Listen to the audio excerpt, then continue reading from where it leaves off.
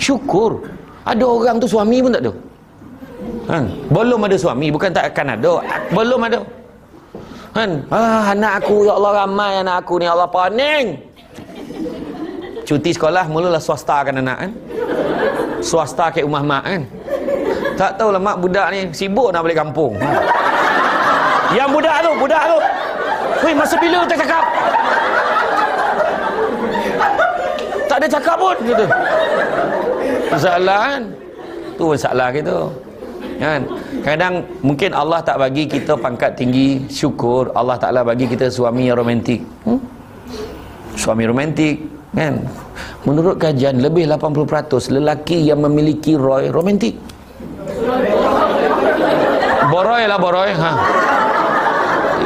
Sebab kalau ada lelaki yang perut besar sikit kan, romantik. Syukur. Kadang-kadang dia main perut.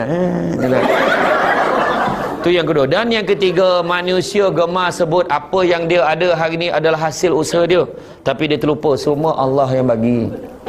Itu sebab manusia tak syukur. Okey, balik semula tadi. Lepas cerita hati, seterusnya jaga apa? Jaga perut. Perut kita maksud nak jaga, pastikan jangan ada benda-benda yang haram masuk dalam perut kita. Bulan Ramadan, cari rezeki yang halal. Nabi kata, carilah rezeki yang halal, kerana sesungguhnya yang halal itu cukup buat kamu.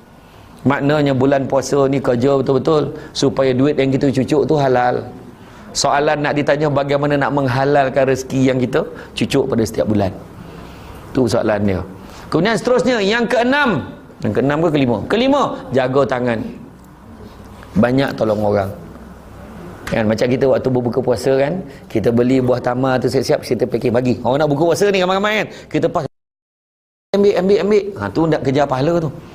Sebab apa? Bila kita bagi tu, Nabi kata kita akan dapat pahala orang tu yang dapat sedekah kita tu tanpa mengurangkan pahalanya walau sedikit pun.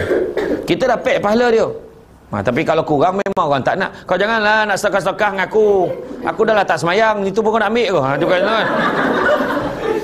Tak, tapi makna kata sedekahlah banyak-banyak, bagilah ke orang ya. Dan juga yang terakhir seterusnya ya, jaga langkah kaki kita, melangkah ke tempat-tempat yang baik. Tu pun ada, pergi masjid, pergi surau musalla. Dan juga yang ketujuhnya, jaga apa?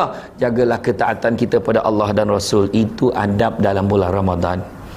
Maknanya taatlah pada Allah, taat pada Rasul, jaga solat kita, puasa kita biarlah tip-top tahun ni. Biarlah puasa khusus. Nombor 1, puasa kanak-kanak tadi. Nombor 3, khusus langsung tak fikir pasal dunia, susah. Ambil yang kedua tu. Paling tidak ya. Paling tidak maknanya yang mengurangkan pahala puasa pun kita tak buat.